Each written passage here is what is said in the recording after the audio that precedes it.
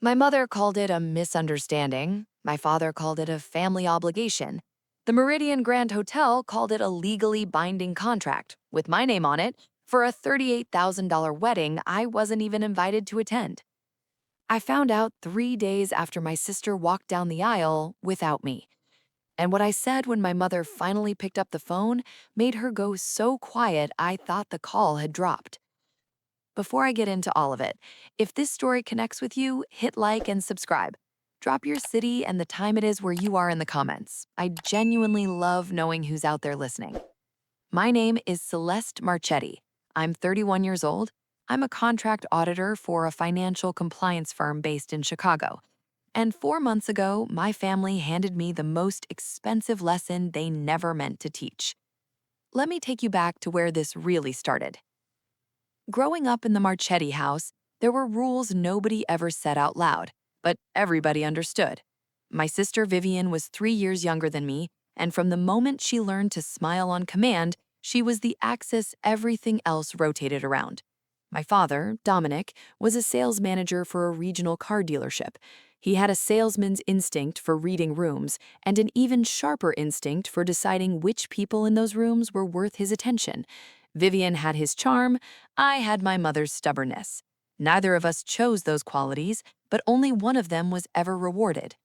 My mother, Gloria, ran the household with the quiet efficiency of a woman who had decided long ago that peace was more valuable than fairness.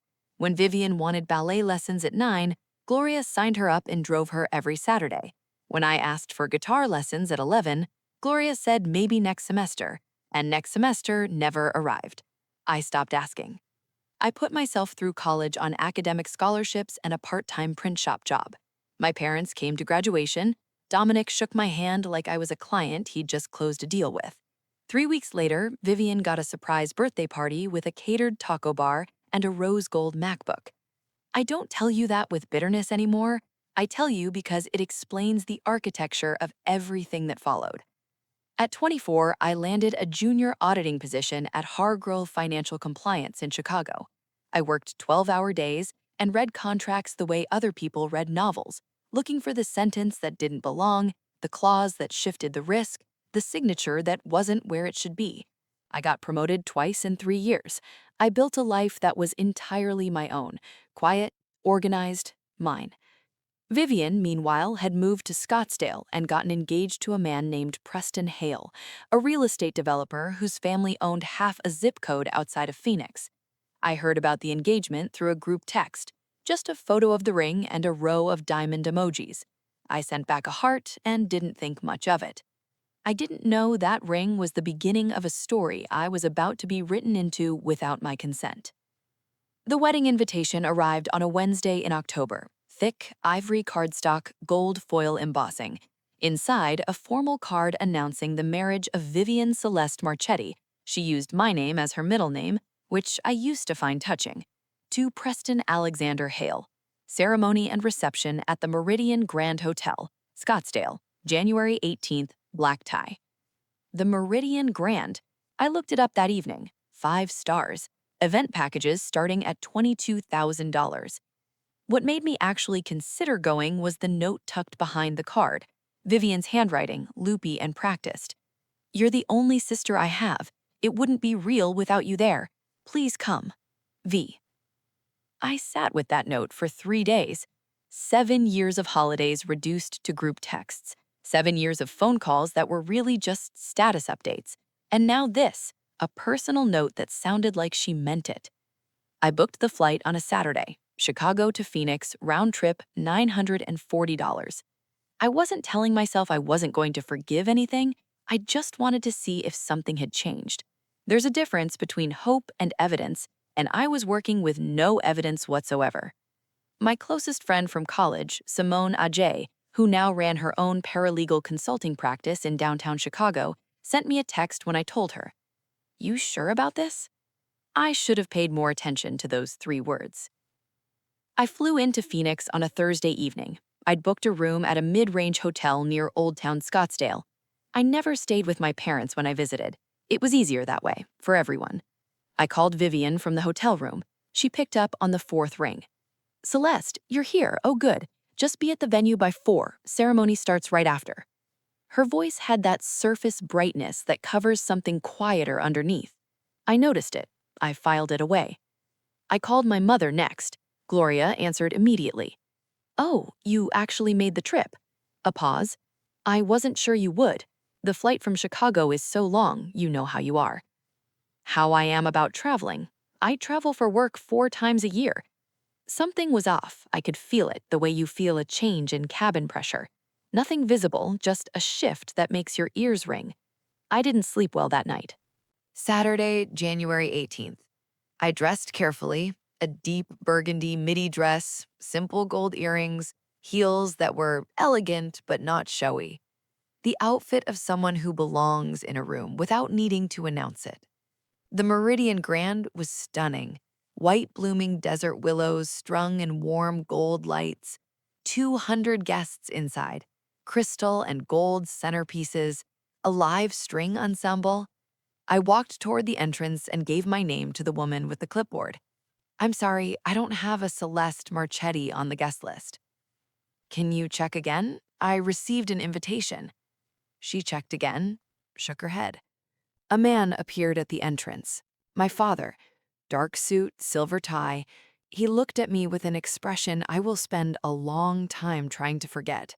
Not surprise, not guilt, just flat, resolved steadiness, like a man carrying out a decision he'd already made. "Celeste." "Dad, I'm not on the guest list." "No, simply, you're not." "I have the invitation right here." I held it up, the gold foil card with my name on it. "That was sent in error. I need you to go back to your hotel. This is a private family event." "I am family." "Don't make a scene." I looked past him, through the glass. Vivian stood with her bridesmaids in a white gown, laughing. She glanced toward the entrance just for a second, and then looked away. She didn't come outside. She looked away like you look away from something you've already decided not to deal with. I turned around. I walked back to the rental car with my head up. I didn't cry until I was 3 blocks away, pulled over on a quiet street lined with saguaro cactus, in the dark of a January evening in the desert, alone. I didn't cry about the wedding. I cried because I'd let myself hope. At 9 o'clock, I called Simone. "They turned you away at the door?" Her voice was sharp and disbelieving. I told her everything. Dominic at the entrance, Gloria nowhere, Vivian laughing in Vera Wang while I stood outside holding an invitation nobody honored. "Listen to me," Simone said. "They sent you a formal invitation. Vivian wrote a personal note. Your father stood outside specifically to intercept you. People don't do that just to be cruel. They do it when there's something they need you not to find out. Simone, give it a few days. Something is coming. I can feel it." I pulled up the American Airlines app. A morning flight home. My cursor hovered over confirm. I didn't click it. Some part of me, the part that reads contracts for a living, was already paying attention. 3 days passed. I worked remotely from the hotel desk. Then I made the mistake of opening Instagram. Vivian's feed had exploded. The Meridian Grand in golden desert light. Preston and Vivian under an arch of white florals. The cake, 4 tiers, edible gold. 43 photographs. Not one of me. Not one mention. Then I saw my mother's post, a compilation ending with a photo of me and Vivian as children, maybe 7 and 4, sitting on the back porch in matching Halloween costumes. Caption, "So grateful for both my daughters. What a perfect day." Both my daughters. Posted for the aunts and neighbors who followed her to maintain the story that both daughters were present. She needed the caption. She couldn't explain why one daughter wasn't in a single wedding photograph. So she went 9 years back into the archive to manufacture inclusion. I closed the app, ate a granola bar, and didn't taste it. Tuesday morning, 8:47. Mom, Celeste, we need to discuss the outstanding balance with the venue. What outstanding balance? The Meridian Grand, the final payment, $38,000. Your name is on the account as the financial guarantor. The room shifted. Mom, I didn't sign anything. Then Dominic's voice. He'd been there the whole time. He took the phone. Stop playing games. You're listed as the guarantor. The venue expects payment within 30 days. I did not sign a contract. I was turned away at the door 3 days ago. He hung up. I sat completely still. Contract, guarantor, your signature is on it. I read contracts for a living. I know what a forged signature means. I know what it costs, and I know exactly what questions to ask when someone tells you your name is somewhere you never put it. That was the moment I stopped hurting and started working. I called the Meridian Grand at 9:15. I was transferred to Douglas Farrer in events and contracts. Mr. Farrer, I'm calling about the Hale Marchetti wedding. I understand there's a guarantor agreement with my name on it. I need you to understand something. I did not sign that document. I was not present. I was not asked. I was, in fact, denied entry to the event itself. A silence. The kind that means someone has stopped typing. He walked me through the process. Written request, passport copy, document within 48 hours. I drafted the letter in 15 minutes, attached my passport scan, sent it certified. Then I called Simone. It's real, I said. There's a contract. My name is on it. I never signed it. 3 seconds of quiet. Okay, she said. Now we work. The family calls started Wednesday. My Aunt Rosa went first. Warm but rehearsed. Celeste, honey, your mother says you promised to help with the wedding costs and now you're backing out. I never promised anything. I recognized the script. Gloria had already written the story and distributed the copies. Uncle Marco sent a long text. Family is about more than money, Celeste. Cousin Fiona sent a voice note, breathless, already choosing sides. Just pay it. You're the successful one. You can afford it. I screenshot every message, every voicemail, every text, and saved them in a labeled folder. Compliance training is simple at its core. Document everything, especially when you're being erased from the stories someone else is telling. Then a different text arrived. My cousin Marcus, Gloria's nephew, 23, quiet, the kind of person who watches from the edges and misses nothing. Hey, something feels off. My mom keeps saying you broke a promise, but the timeline doesn't add up. Can we talk? One person out of 14 who stopped to ask a question instead of deliver a verdict. Not yet, I typed, but keep paying attention. Vivian called Thursday afternoon. No warmth, just the flat tone of someone calling to close a deal. Celeste, just handle the venue payment. I didn't sign anything. Dad handled the paperwork months ago. It's done. Just pay the balance and we can all move forward. Your father signed my name on a legal document without my knowledge. That's not paperwork. That's fraud. You don't know that.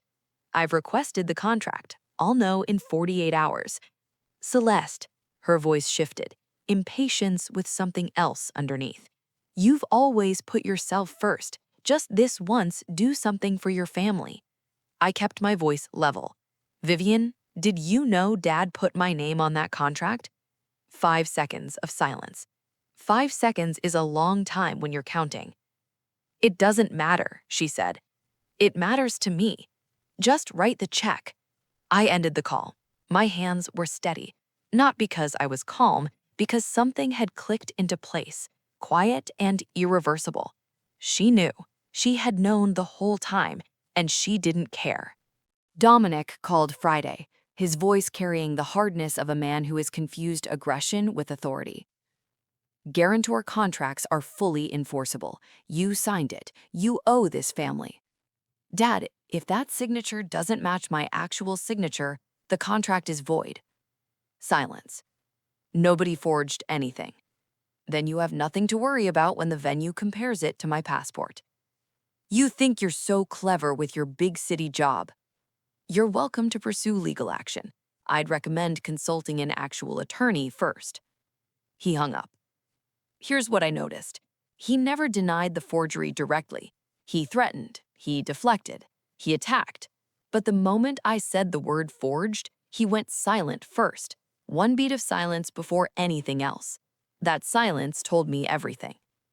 Gloria called that evening, alone, her voice threaded with tears that arrived too quickly to be entirely unplanned. Celeste, I'm begging you. Your father can't sleep. If the venue pursues legal action, we could lose the house. Mom, you could lose the house because someone forged my signature. Don't use that word, her voice sharpened.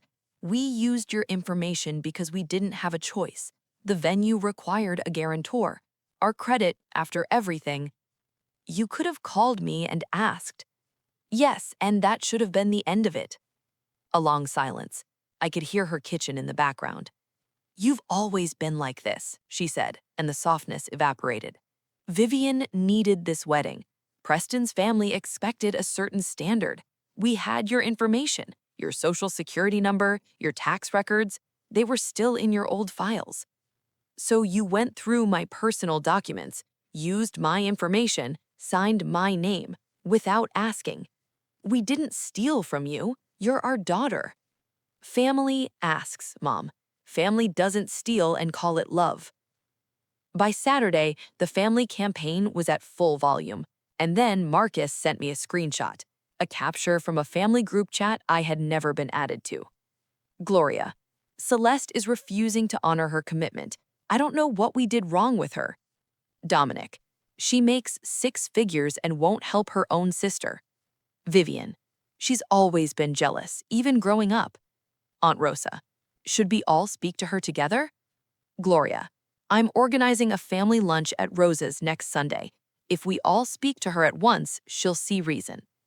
A family lunch, an audience, a stage, assembled and waiting. Marcus followed up. My mom is hosting Sunday. It sounds like an intervention. Heads up. I'll be there, I typed back. Then I called Simone. They're building a public pressure event, I said. Good, she said, and I could hear the smile in it. Good, let them. You bring the documents and let the room figure the rest out. Saturday night, I almost left. American Airlines app open, a Sunday morning flight home. My cursor sat on confirm for a long time. Simone showed up at 8:30 with 2 coffees and a spare key card she'd had since Wednesday. She sat at the foot of the bed, calm and direct. Close the app. I'm just looking. You're running. And running is exactly what your father is counting on. Dominic is betting you'll fly home, eat the bill quietly, and let him tell everyone you eventually came around. I don't need to make a scene. This isn't about a scene. It's about making sure your name, your actual name, is never on a document you didn't sign. She looked at me steadily. One more day. The contract arrives tomorrow. Just wait. I closed the app. After she left, I lay in the dark and let my mind go somewhere I usually keep locked. I was 12. I won first place in the district spelling championship. The school held a small ceremony in the gymnasium. My mother said she would be there. She wasn't. She was taking Vivian to a birthday party and forgot to mention it. I took the city bus home alone with my trophy on my lap. When I got home, I put it on the kitchen counter. The next morning, it was on the floor of my closet. Vivian's drawing from art class was on the refrigerator. Nobody mentioned the trophy again. Lying in that hotel room 19 years later, I understood something clearly. I hadn't flown to Scottsdale for a wedding. I had flown 900 miles to find out if they would finally make room for me. The cruelest part wasn't being turned away at the door. The cruelest part was that I still got on the plane. At 6:45, I woke with my shoes still on. One notification. An email from the Meridian Grand Legal Department. Subject, document request, Hale Marchetti event. I sat up, opened it. Everything changed. Before I could finish reading, Dominic called. 6:58 a.m. The guarantor agreement is fully enforceable. The venue won't wait past 30 days. Funny timing, I said. I have the contract, Dad. A pause. 4 full seconds. The venue emailed it this morning. I'm looking at the attachment right now. The sound he made wasn't a word. It was the sound of a calculation going wrong. I poured coffee before opening the PDF. I needed to be completely steady. Page 1, Event details: Hale Marchetti wedding, grand pinnacle package, total $38,000. Page 3, guarantor agreement. I, Celeste Marchetti, hereby guarantee full payment of any outstanding balance in the event the primary contracting parties are unable to fulfill their financial obligations. And at the bottom, a signature: Celeste Marchetti. I stared at it. Whoever signed it had tried. The C had my slight backward lean, the M had my double hump, but the pen pressure was wrong, too heavy on the downstrokes. The E at the end of Celeste looped differently. It was a practiced copy. Someone had looked at a sample, a check, an old form, and gotten close enough to fool a hotel coordinator with no reason to question it. Close enough to fool a stranger, not close enough to fool me. I placed my laptop beside my passport, opened the photo page. My real signature, firm, certain, unmistakably mine. The two signatures did not match. I said it out loud in the empty hotel room. That is not my signature, and I can prove it. I called Simone. How bad? She said immediately. My name, someone else's hand. It's not close, Simone. She exhaled slowly. A forged guarantor agreement is void from the date of signing. You have zero liability. Zero. They didn't just lie about me. They became me. They picked up a pen and wrote my name like it belonged to them. Simone came to the hotel within an hour. We drafted a formal written statement to the venue's legal department. I did not sign the guarantor agreement. The signature does not belong to me. I'm requesting the document be preserved for potential forensic handwriting analysis, and I am attaching my passport for signature comparison. She tightened 2 sentences, added a line noting I had not been informed of the document's existence and had been physically denied entry to the event in question. I sent it certified at 1:40 p.m. with read receipt. Then I thought about Sunday. 15 family members, a table full of people who had already decided I was the villain, and a manila folder with 4 documents that would say everything I hadn't been allowed to say. Let them build the stage, Simone had said. They were building my stage. Thursday morning, the Meridian Grand Legal Department replied, Dear Miss Marchetti, we have received your formal dispute. Upon preliminary review, we are initiating a signature verification process. All collection activity directed at you is hereby suspended pending the outcome of this investigation. Simone called within minutes. They suspended collection. That means they already see a discrepancy. They believe you. An hour later, a second email arrived from Sandra Tellis, the front desk coordinator, writing from her personal work address. Miss Marchetti, I processed the original guarantor document. The form was submitted in person by a woman, mid-50s, who said she was the mother of the bride. She signed it at the front desk counter. I remember because she asked us not to send a copy to the guarantor directly, which I noted as unusual. A woman in her mid-50s who asked that no copy be sent to me. My mother. Gloria Marchetti walked into that hotel, picked up a pen, and wrote my name as though it was hers to write. I printed both emails, added them to the folder. Contract copy, investigation letter, passport signature page, Sandra's statement. 4 documents, organized and impossible to argue with. Sunday was 2 days away.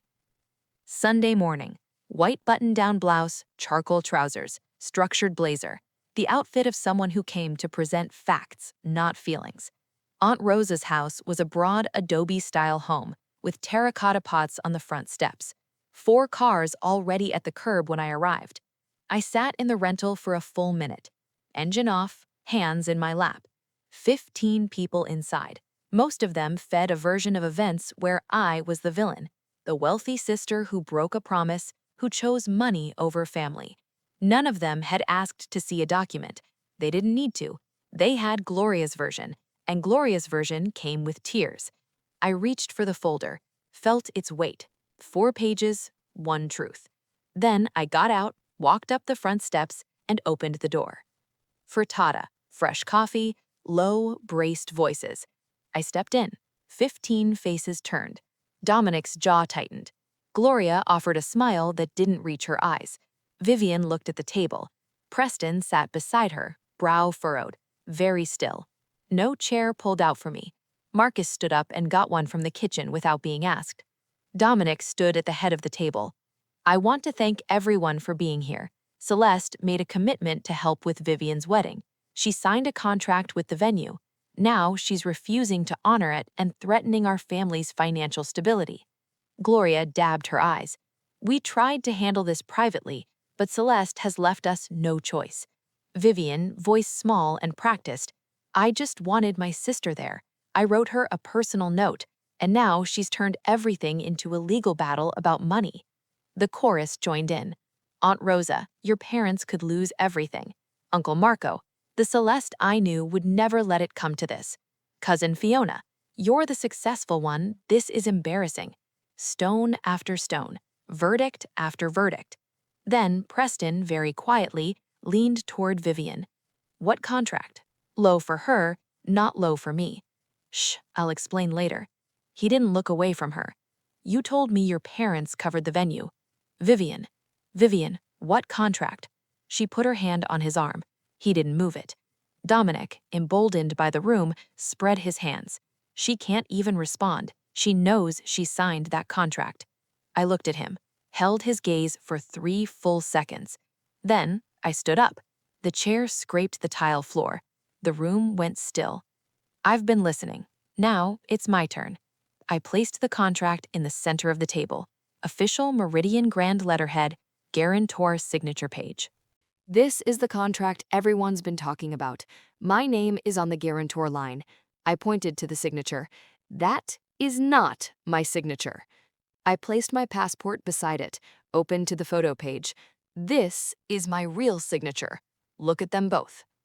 Aunt Rosa reached for the contract first, held it next to the passport. Uncle Marco leaned in. Fiona set down her phone for the first time all morning. The signatures weren't close, not when you actually looked. The Meridian Grand is already investigating the forgery. I placed the venue's investigation letter on the table. All collection activity against me has been formally suspended. Dominic's face had gone the color of ash. You signed it electronically, by proxy. You authorized... Dad, flat and even. The venue's front desk coordinator confirmed the document was submitted in person and signed on site. I placed Sandra's statement on the table, by a woman in her mid-50s who asked that no copy be sent to me directly. The room processed that sentence in real time. I watched it cross Aunt Rosa's face. I watched it reach Uncle Marco. I watched Preston look from the documents to Vivian with an expression that was quiet and absolute. Dominic. Aunt Rosa's voice was not unkind. It was worse than unkind. It was matter of fact. Is this true? We were desperate. The venue required a guarantor. Our credit after the business, we didn't have another option. You forged her name.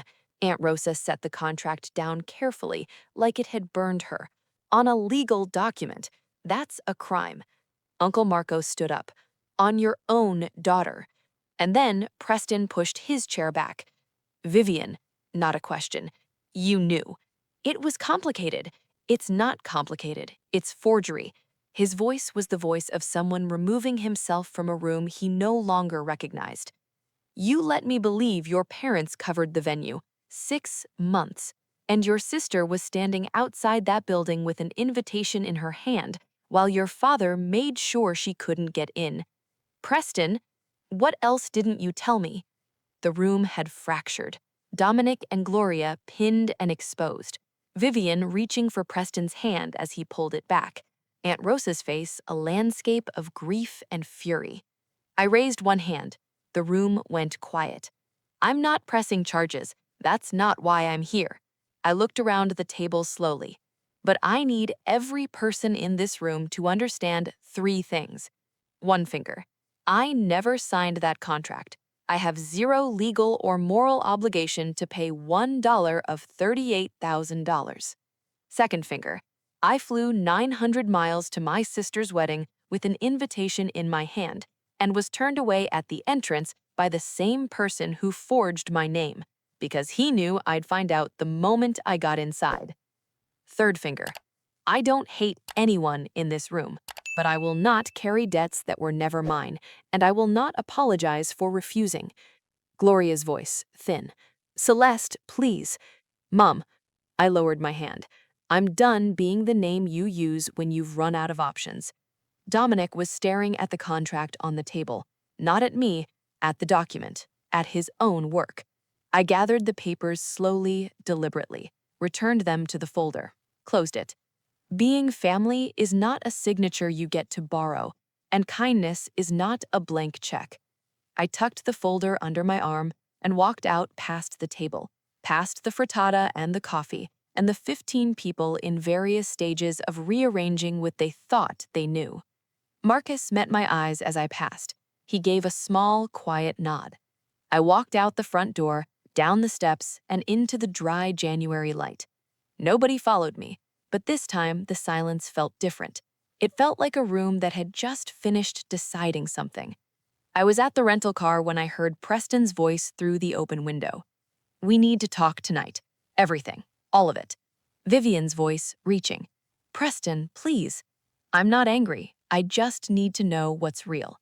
I got in the car, set the folder on the passenger seat, pulled away without looking in the rearview mirror. The highway was wide, and the desert was pale gold in the afternoon light. I drove with the radio off, because some silences, you earn them.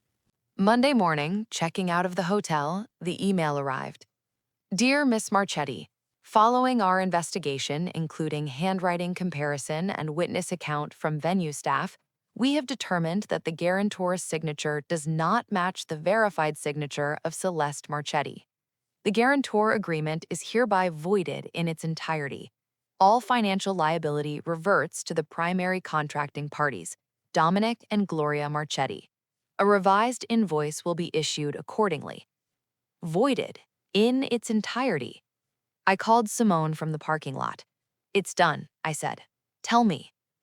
Voided, all liability reverted to my parents.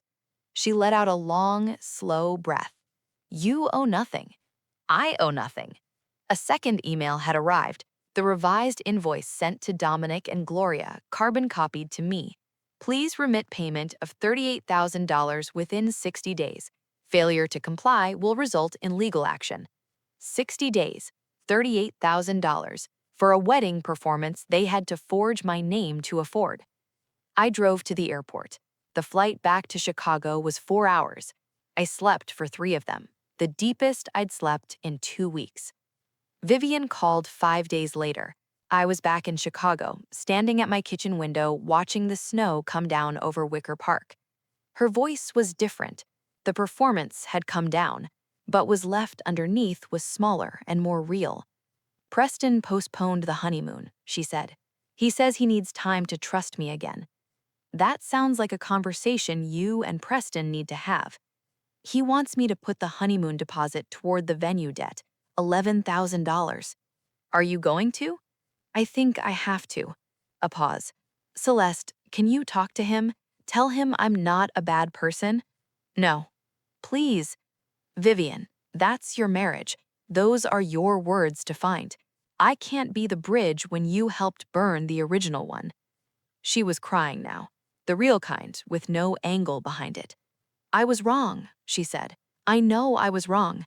Knowing is where it starts, but it's not where it ends. You tell the truth to Preston, to yourself. You stop treating other people's names like resources you're entitled to use. The call ended without resolution. 2 sisters and an ocean of something that would take longer than a phone call to cross. Dominic called on a Wednesday evening, 3 weeks after I was back. The authority was gone from his voice. What was left was just a tired man.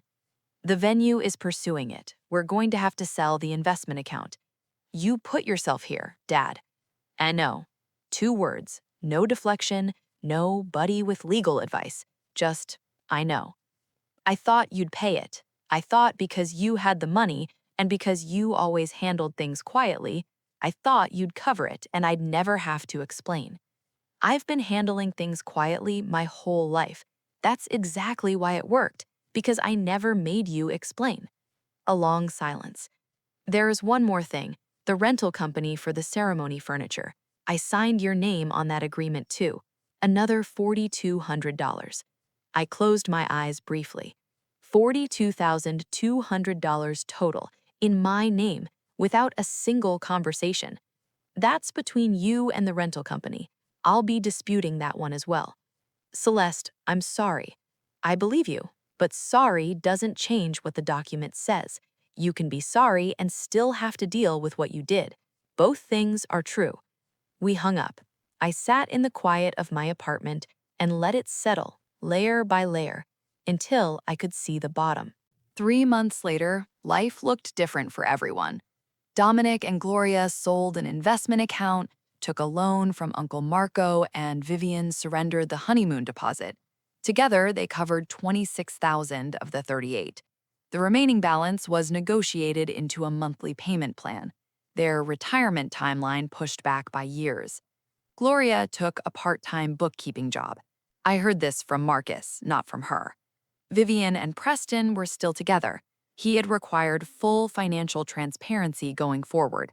Every account, every statement, nothing hidden. They were in couples counseling. From what Marcus told me, they were doing the real work.